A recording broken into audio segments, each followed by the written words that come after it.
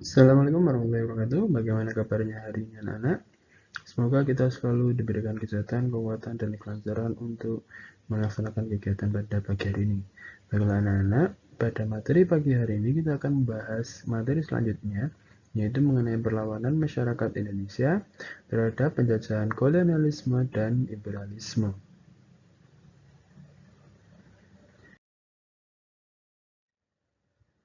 Sebelum kita mulai kegiatan pada pagi hari ini, akan lebih baiknya kita untuk berdoa terlebih dahulu. Marilah kita berdoa menurut agama dan kepercayaan masing-masing.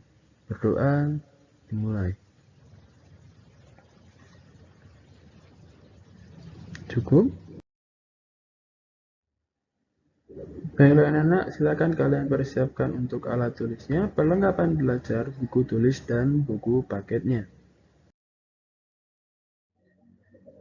Untuk kompetensi dasar pada pagi hari ini, kita masih akan membahas KD 3.3a, yaitu menganalisis masa penjajahan, serta KD 4.3a, yaitu menyajikan analisis masa penjajahan.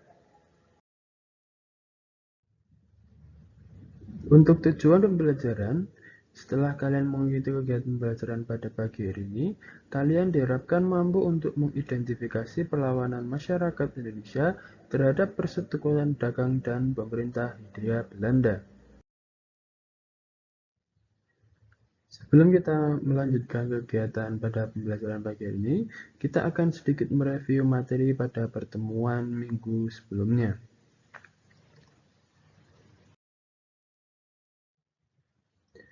Pada materi minggu sebelumnya, kita membahas kondisi masyarakat Indonesia masa penjajahan. Yang pertama adalah masa penjajahan pada saat penjajahan VOC. Nah, VOC ini diberikan hak khusus oleh pemerintahan Hindia Belanda, yaitu yang dikenal dengan hak oktroy, yang berisikan hak untuk memperdagangkan rempah-rempah, hak untuk mencetak mata uang sendiri, hak untuk memiliki pasukan dan armada laut, hak untuk membangun benteng, dan hak untuk membuat perjanjian dan menyatakan perang.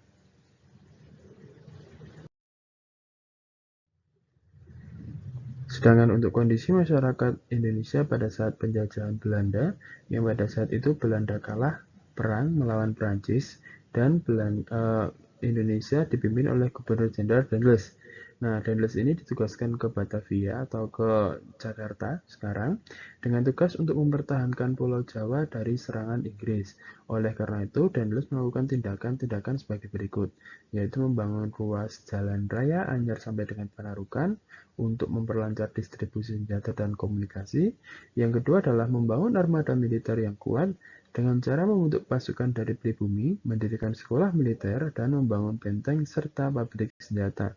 Dan yang terakhir adalah memperbaiki struktur pemerintahan.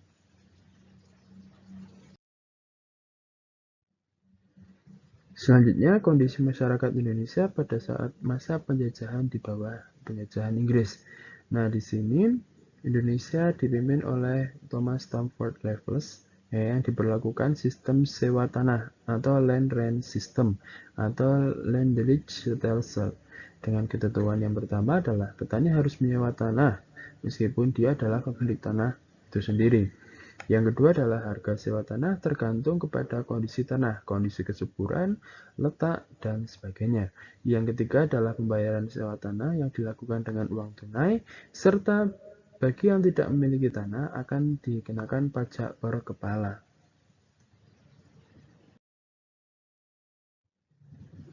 Nah, di sini kondisi masyarakat yang selanjutnya pada saat Indonesia kekuasaannya diambil alih kembali ke Belanda. Nah, di sini untuk menyelamatkan keuangan Belanda yang kalah perang, Gubernur Jenderal Van den Bosch melakukan kebijakan tanam paksa. Ya. Jadi pada saat Indonesia dipimpin lagi oleh Belanda dan Hindia Belanda sekarang, itu Belanda menugaskan Gubernur Jenderal Van den Bosch untuk memimpin di Tanah Jawa. Nah, ini kebijakannya adalah tanam paksa. Yang isi kebijakannya adalah yang pertama, rakyat wajib menyediakan 1/5 lahan garapannya untuk ditanami tanaman wajib atau tanaman berkualitas ekspor. Yang kedua, lahan yang disediakan untuk tanaman wajib dibebaskan dari pembayaran pajak tanah. Dan yang terakhir, hasil panen diserahkan kepada pemerintah kolonial.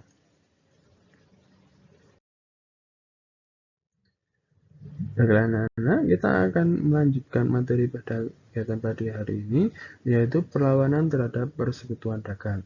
Seperti yang kita ketahui dari materi sebelumnya, sebelum kita dijajah oleh Hindia Belanda, kita dijajah terlebih dahulu oleh persekutuan dagang persaudaraan yang berasal dari Eropa.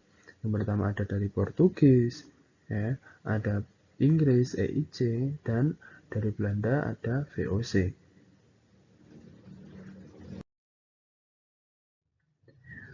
Perlawanan yang pertama yang akan kita bahas adalah perlawanan rakyat Ternate terhadap Portugis. Penyebabnya adalah Portugis itu berusaha untuk memonopoli perdagangan yang ada di Ternate. Yang kedua, ikut campurnya Portugis terhadap urusan internal istana. Dan yang terakhir adalah Portugis bertindak sewenang-wenang kepada masyarakat yang ada di Ternate. Ya, berikut ini Pak Oki tampilkan untuk ringkasan timeline atau garis waktu perlawanan rakyat Ternate terhadap penjajahan Portugis. Yang pertama, tahun 1550, Sultan Hairun memimpin perlawanan terhadap Portugis. Namun, pada tanggal 28 Februari 1570, Sultan Hairun berhasil ditangkap dan dibunuh melalui siasat licik gubernur Portugis, yaitu Lopes de Masqueta. Selanjutnya, pada tahun 1570, Sultan Hairun digantikan oleh putranya, yaitu yang bernama Sultan Baabullah, dan berjanji untuk mengusir Portugis dari Ternate. Selanjutnya, pada tahun 1575, setelah perang selama 4-5 tahun, akhirnya benteng Sao Paulo berhasil dijebol pertahanannya dan membunuh semua garnisun bangsa Portugis. Ya, Sultan Hairun diajak berdamai dengan Portugis di benteng Sao Paulo. Namun ternyata Sultan Hairun malah ditangkap dan dibunuh. Yang selanjutnya adalah perlawanan rakyat Aceh terhadap bangsa Portugis. Penyebabnya adalah persaingan dagang antara Kesultanan Aceh dengan Portugis di Malaka. Yang kedua adalah Kesultanan Aceh dan Portugis itu saling menyerang armada lautnya.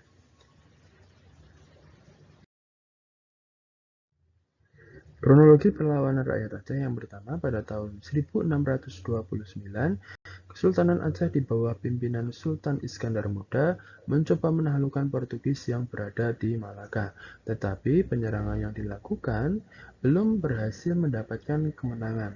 Meskipun demikian, Kesultanan Aceh masih tetap menjadi kerajaan yang merdeka. Jadi di sini tidak ada yang kalah, namun tidak ada yang menang dalam perlawanan rakyat Aceh kepada bangsa Portugis. Selanjutnya adalah perlawanan rakyat Makassar terhadap VOC. Penyebabnya adalah yang pertama, VOC memaksa rakyat Makassar untuk menjual rempah-rempah dengan harga yang ditetapkan oleh VOC. Yang pastinya harganya itu adalah pastinya harga yang sangat murah. Yang kedua, VOC berencana menebang pohon pala dan cengkeh di beberapa tempat agar rempah-rempah tidak terlalu banyak sehingga harga bisa lebih mahal.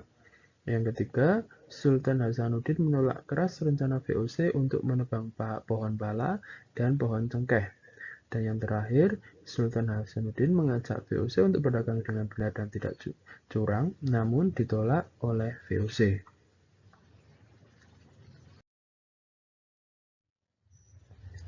Di sini Pak Oki tampilkan untuk kronologi perlawanan rakyat Makassar terhadap VOC.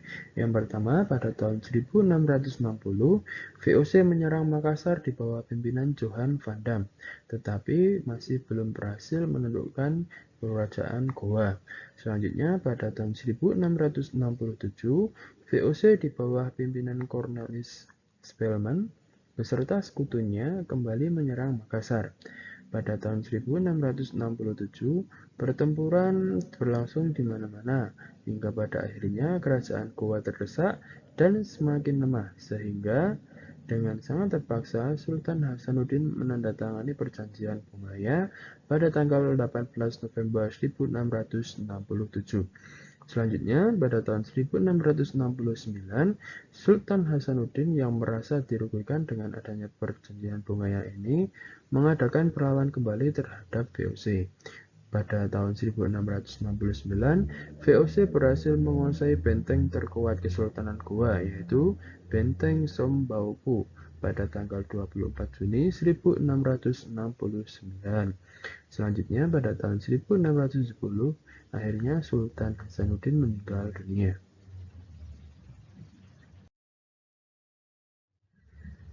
Berikut ini adalah perjanjian bunganya. Yang pertama adalah Makassar harus mengakui monopoli VOC.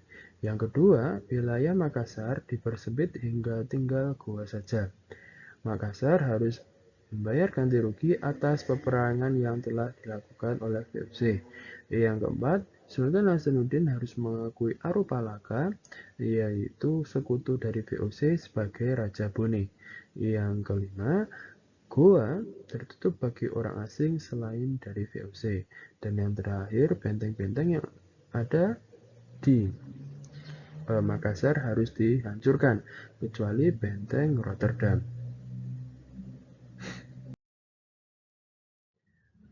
Selanjutnya adalah perlawanan Kerajaan Mataram yang dipimpin oleh Sultan Agung terhadap VOC.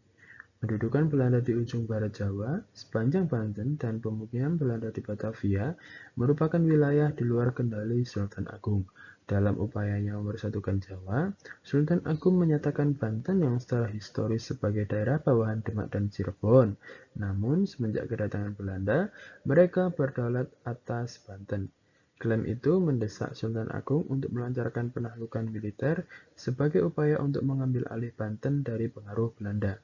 Namun, jika Sultan Agung menempatkan baris pasukannya ke Banten, kota pelabuhan Batavia akan berdiri sebagai lawan potensial terlalu dekat dengan kedekatan wilayah dengan Banten.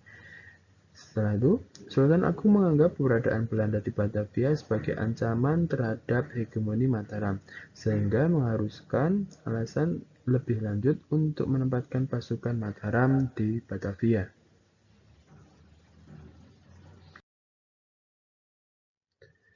Berikut ini adalah kronologi penyerangan Kesultanan Mataram ke Batavia. Pada tahun 1628 sampai dengan 1629, Sultan Agung bercita-cita untuk mengusir VOC dan mempersatukan Pulau Jawa. Pada tahun 1628, serangan pertama dipimpin oleh Tumenggung Baurekso yang tiba di Batavia pada tanggal 22 Agustus 1928.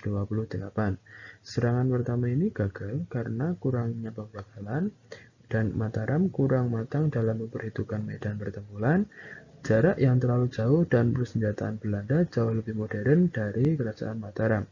Dan pada tahun 1629, serangan kedua dipimpin oleh Kyai Adipati Jumina, Ki Ageng Puger, dan Ki Ageng Purbaya pada tanggal 1 Agustus sampai dengan 1 Oktober tahun 1629.